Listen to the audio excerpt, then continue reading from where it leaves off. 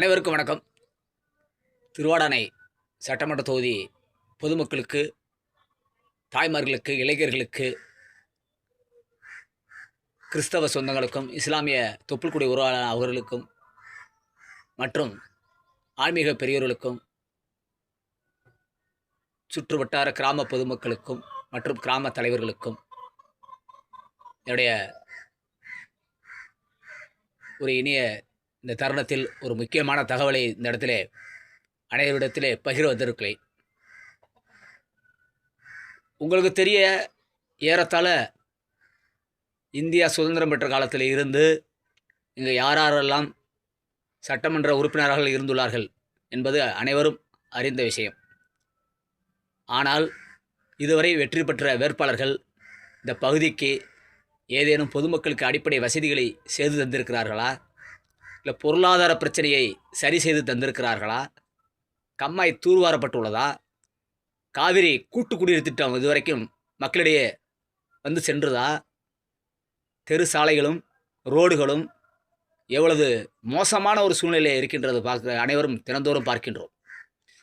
ஆனால் இந்த திருவாடானை பகுதியிலே பிறந்து வளர்ந்து இங்கு இருந்து வசிக்கக்கூடிய உங்களுடைய மண்ணின் மைந்தன் என்னை போன்றவர்களுக்கு மட்டுமே நாம் தினந்தோறும் படும் அல்லல்கள் நன்கு தெரியும்.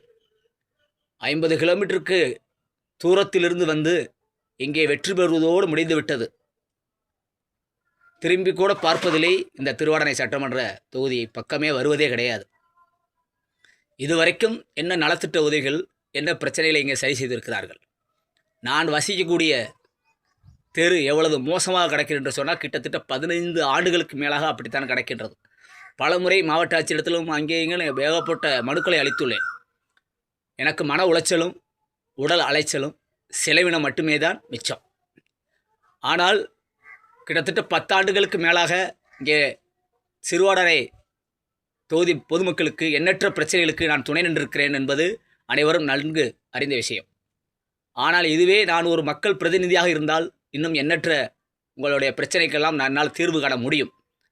அதனால்தான் இப்படிப்பட்ட ஒரு முடிவினை அனைவரும் விரும்பியதன் காரணமாக தற்போது வேட்புமனு தாக்கல் செய்து நமக்கு தொலைக்காட்சி சின்னத்தை கொடுத்திருக்கின்றார்கள் தேர்தல் அதிகாரிகள்.